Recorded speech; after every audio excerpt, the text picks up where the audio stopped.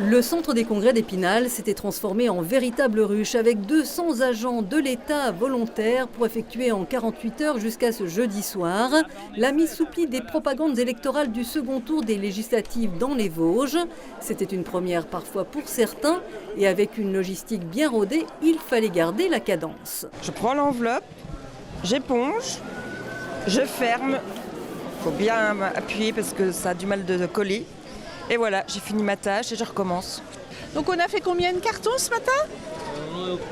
Troisième. Trois cartons depuis ce matin à 8 heures. Ah, moi je suis à la direction départementale des territoires. Ça change. Ah, ça change un petit peu. Bon, moi je suis en gestion de crise, donc là, voilà, on répond justement à cette situation de crise. Voilà. Est-ce que tout ce personnel a le rythme? Oui, très très bon rythme. On a vu que les agents se sont mis au travail très rapidement. Ils ont pu vraiment remplir les missions de façon très opérationnelle.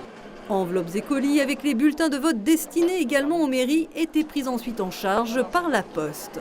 Tout devrait être expédié sur les sites pour la préparation pour nos facteurs, pour qu'ils puissent l'intégrer dans leur tournée de distribution, pour que la grande majorité soit mise en distribution dès demain matin.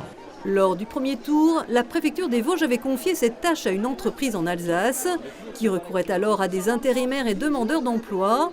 Mais pour le second tour, pour des questions de timing, le choix en interne a été privilégié. Il nous fallait en quelques jours, et bien moins d'une semaine, avoir identifié plus de 200 personnes, sécuriser le système, organiser par tablé, comme vous voyez là. C'est pas juste des gens qui sont ensemble dans une salle, c'est vraiment toute une organisation. Mon enjeu, c'est que le processus électoral se déroule de manière complètement sécurisée.